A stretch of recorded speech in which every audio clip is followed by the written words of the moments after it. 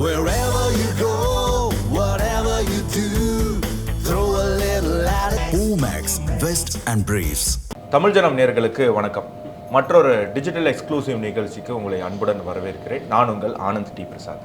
இந்த வருடம் நடந்து கொண்டிருக்கக்கூடிய கிரிக்கெட் ஆசிய கோப்பையின் இரண்டாவது போட்டி இந்தியாவுக்கும் யுஏஇக்கு இடையில் நடைபெற்றது. பொதுவாக ஒரு T20 மேட்ச் அப்படின்னு சொன்னால் குறைஞ்சது 4 மணி நேரம் நடக்கும். ஆனால் நேற்று நடந்த மேட்ச் எனக்கு தெரிஞ்ச 1லேருந்து 1.5 மணி நேரம் தான் நடந்திருக்கு. காரணம் என்ன அப்படின்னு சொன்னால், முதலில் பேட் செய்த யுஏஇ வெறும் 50 சொச்சம் ரன்களுக்கு ஆல் அவுட் ஆனார். அதை தொடர்ந்து களத்தில் இறங்கிய இந்தியா வெறும் 4 ஓவரில் அந்த டார்கெட்டை சேஸ் பண்ணியிருக்காங்க. ஸோ இதை குறித்து கூடுதல் தகவல்கள் தர நம்மோடு தமிழ் ஜனம் சோஷியல் மீடியா ஹெட் வெங்கட் அவர்கள் இணைந்திருக்கிறார். அதற்கு முன்னாடி தமிழ் ஜனம் சேனலை சப்ஸ்கிரைப் பண்ணாமல் நீங்கள் இந்த வீடியோ பார்த்துட்டு இருக்கீங்க அப்படின்னா கண்டிப்பாக சப்ஸ்கிரைப் பண்ணிக்கோங்க. அப்போ தான் இது போன்ற பல சுவாரஸ்யமான தகவல்கள் உங்களை வந்து அடையும். வெங்கட் வணக்கம். வணக்கம் ஆனந்த். பெரிய சர்ச்சைகளுக்கு இடையில இந்த ஆசிய கோப்பை நடக்குது. நமக்கு தெரியும், இந்தியா பாகிஸ்தான் இடையில இருக்கக்கூடிய அந்த பதற்றம், பஹல்காம் தாக்குதல் தொடர்ந்து இந்தியா கிரிக்கெட் வந்து விளையாடக்கூடாது பாகிஸ்தானோட அப்படின்லாம் வந்து பல கருத்துக்கள் எழுந்திருக்கக்கூடிய இந்த நேரத்தில் தான் ஆசிய கோப்பையானது தொடர்ந்து நடந்துட்டு இருக்கு. ஸோ இந்தியா பாகிஸ்தான் மேட்ச் இன்னும் வரலை. அதற்கு முன்னாடி இந்தியா யுஏஇ மேட்ச் நடந்திருக்கு. ரசிகர்கள் என்ன சொல்றாங்க, அந்த மேட்சினுடைய ஒட்டுமொத்த சம்மரி சொல்லுங்க. நிச்சயமா ஆனந்த், நேற்று ஆசிய கோப்பை T20 போட்டியில் இந்தியா தன்னுடைய முதல் மேட்சை எதிர்கொண்டது. ஐக்கிய அரபு அமீரகத்தோடு தான் அந்த போட்டியில் விளையாண்டுச்சு. ரொம்ப நாளைக்கு அப்புறம் இந்தியா டாஸ் வின் பண்ணிச்சு. அதுவே வந்து ரசிகர்களுக்கெல்லாம் ரொம்ப சந்தோஷமான விஷயம். டாஸ் வின் பண்ணி இந்தியா, எனக்கு தெரிஞ்சு ஒரு 2 வருஷத்துக்கு அப்புறம் இந்தியா வந்து டாஸ் ஜெயிக்குதுன்னு நினைக்கிறேன். ஆமாம், தொடர்ச்சியாக ஒரு 14 போட்டிகளில் டாஸ் தோல்வியை சந்தித்ததுக்கு பிறகு நேற்று டாஸ் வின் பண்ணி இந்தியா வந்து பவுலிங்கை தேர்ந்தெடுத்துச்சு. முதல்ல களமிறங்கின ஐக்கிய அரபு அமீரக வீரர்கள் ஒரு 3 ஓவர் வந்து ரொம்ப நல்லாவே விளாண்டாங்கன்னு சொல்லணும். 3 ஓவரில் 25+ ரன்னை எடுத்துட்டாங்க.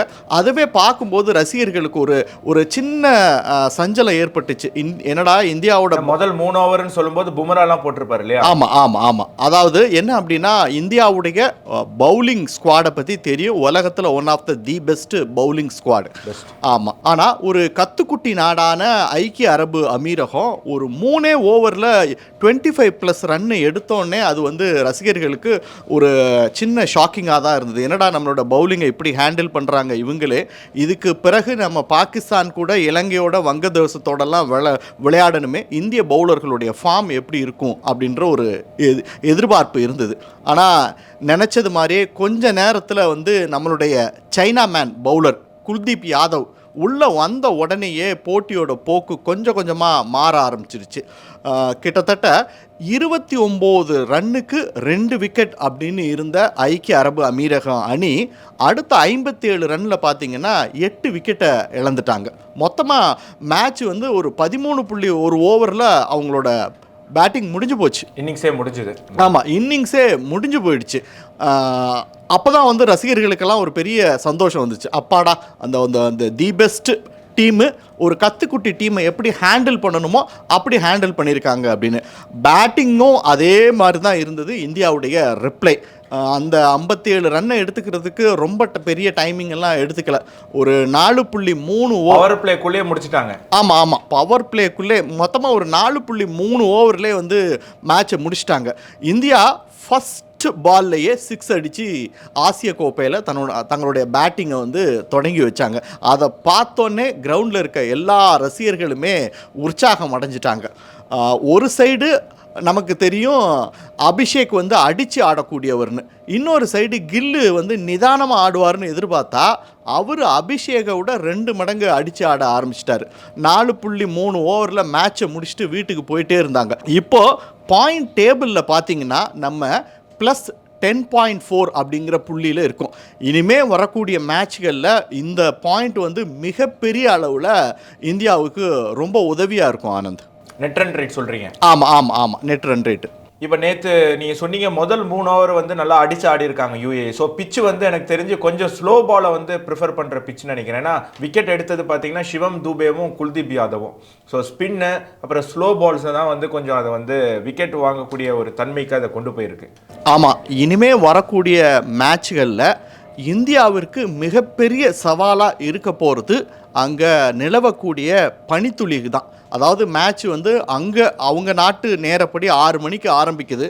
ஸோ மாலை நேரத்தில் கொஞ்சம் கொஞ்சமாக கிரவுண்டில் பனி இறங்க ஆரம்பிக்கும். அதனால் ரெண்டாவதாக பேட்டிங் பிடிக்கிற டீமுக்கு வந்து பவுலிங் பண்ணுறதுங்கிறது வந்து ரொம்ப கஷ்டமாக போயிடும் பந்து வீச்சாளர்களுக்கு. என்னதான் நம்மளுடைய ஸ்பின் ஸ்குவாடு ரொம்ப ஸ்ட்ராங்காக இருந்தாலும் கூட நீங்கள் இதுக்கு மொதல் மேட்ச் பார்த்தீங்கன்னா ஆப்கானிஸ்தான் ஹாங்காங் மேட்ச்சில் ரெண்டாவதாக பவுலிங் போட்ட ஆப்கானிஸ்தான் ரொம்பவே சிரமப்பட்டாங்க. ஏன்னா பந்து ரொம்ப ஈஸியாக ஈரமாயிடும். அதனால் அதை வந்து ரொட்டேட் பண்ணுறது வந்து ரொம்ப கஷ்டம். இந்தியாவுக்கும் அது ஒரு பெரிய சவாலாக இருக்குன்னு தான் சொல்லப்படுது. அதனால் வரக்கூடிய போட்டிகளில் இந்தியா கண்டிப்பாக டாஸ் வின் பண்ணியே ஆகணும். அது வந்து ஒரு க்ரூஷியலான ரோல் ப்ளே பண்ணும் டாஸ் வின் அப்படின்னு சொல்கிறாங்க. அப்படி டாஸ் வின் பண்ணாத பட்சத்தில் இந்தியா வந்து இரண்டாவது பந்து வீச நேரிட்டால் அது ரொம்ப சவாலாக இருக்கும் அப்படின்னு சொல்லப்படுது. காரணம் என்ன அப்படின்னா, இது வந்து ஆசிய கோப்பை.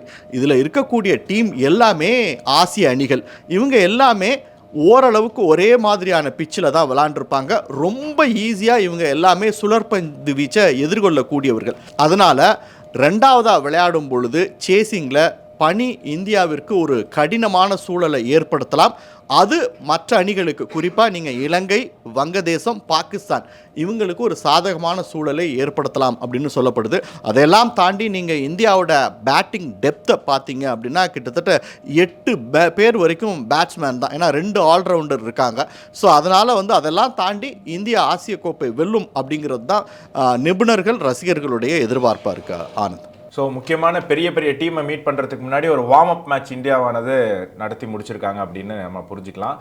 ஆசிய கோப்பை ஃபைனலை விட இன்னைக்கு உலகமே உத்து பார்க்கக்கூடியது இந்தியா பாகிஸ்தான் இடையில் நடக்க போகிற அந்த மேட்ச் தான்.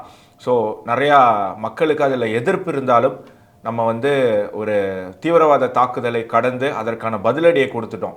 உலக அரங்கில் ஒரு நிகழ்ச்சி நடக்குது, ஒரு போட்டி நடக்குது அப்படின்னும் போது அதில் பாகிஸ்தான் கலந்துக்குது, அதனால நம்ம கலந்துக்க கூடாது அப்படிங்கிறது நம்ம நாட்டை வந்து நம்ம அந்த இடத்துல ஐசோலேட் பண்ணுற மாதிரி ஆகிடும். ஸோ அதனால தான் அரசாங்கமும் சரி, பிசிசிஐயும் சரி ஆசிய கோப்பையில் இந்தியா கலந்துக்கணும் அப்படிங்கிறத முடிவு பண்ணியிருக்காங்க.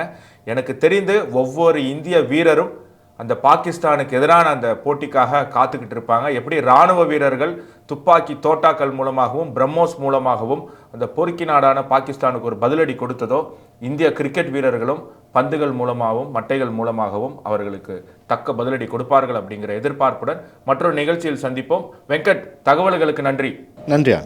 மற்றொரு நிகழ்ச்சியில் சந்திப்போம். நன்றி, வணக்கம், ஜெய்ஹிந்த்.